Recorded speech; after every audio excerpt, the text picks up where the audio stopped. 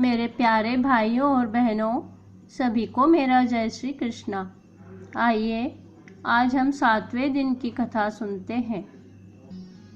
शांताकारं भुजगशयनं पद्मनाभं सुरेशं विश्वाधारं गगनसदृशं मेघवर्णं शुभांगं लक्ष्मीकान्तं कमलनयनं योगभिर्ध्यानगम्यं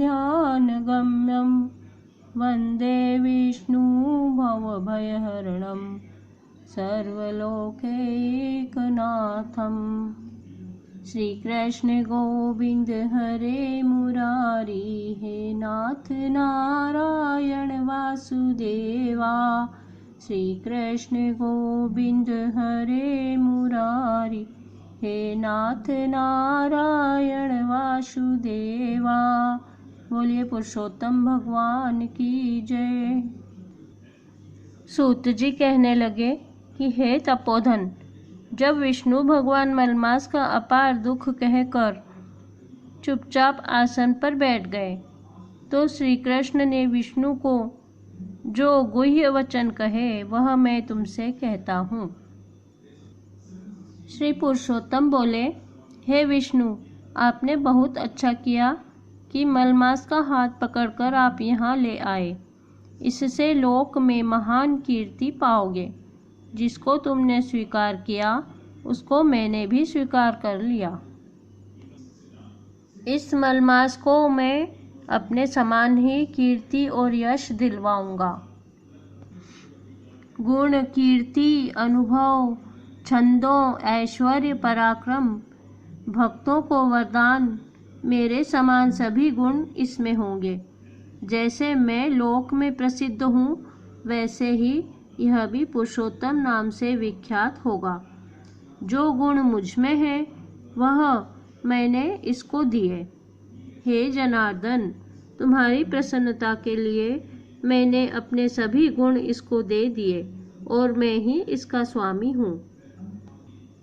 यह पुरुषोत्तम नाम से जगत में प्रसिद्ध होगा और मेरे समान होकर सब मासों का स्वामी होगा।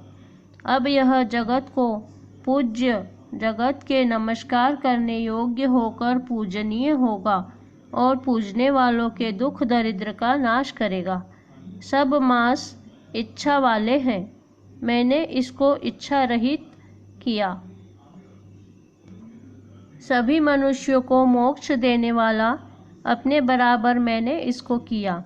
जो कोई इच्छा रहित या इच्छा वाला इसको पूजेगा वह अपने किए कर्मों को भस्म करके निसंशय मुझको प्राप्त करेगा।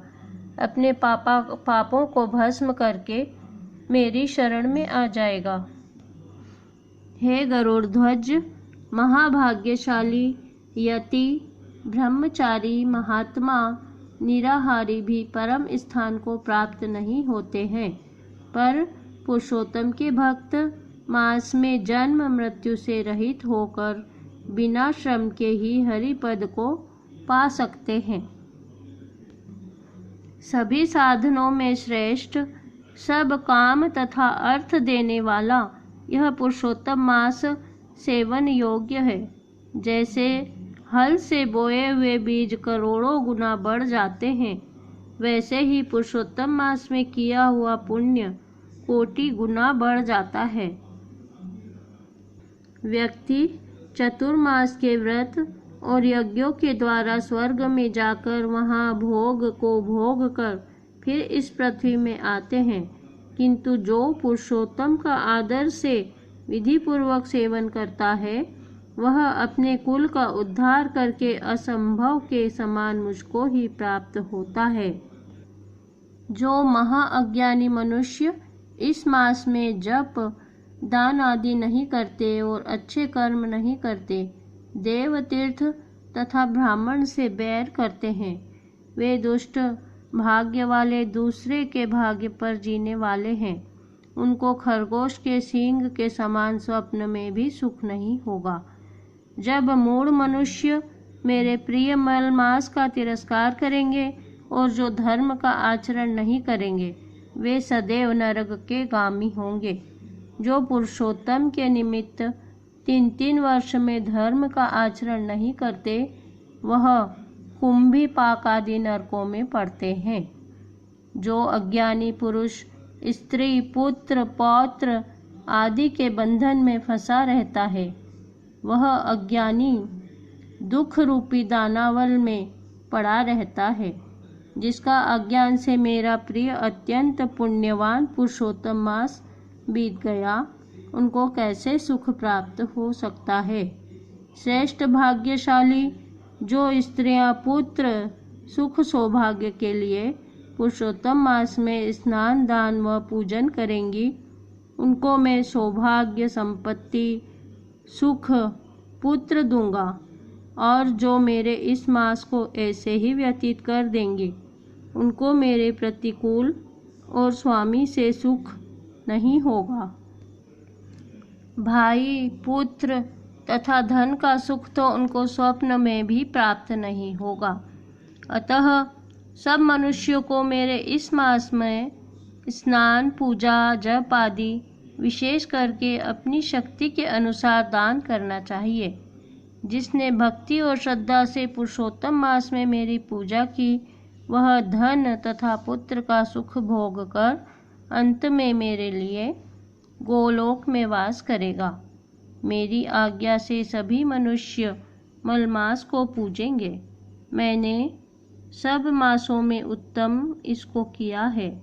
इसलिए हे रमापते, तुम चिंता छोड़कर पुरुषोत्तम मास को लेकर बैकुंठ में जाओ।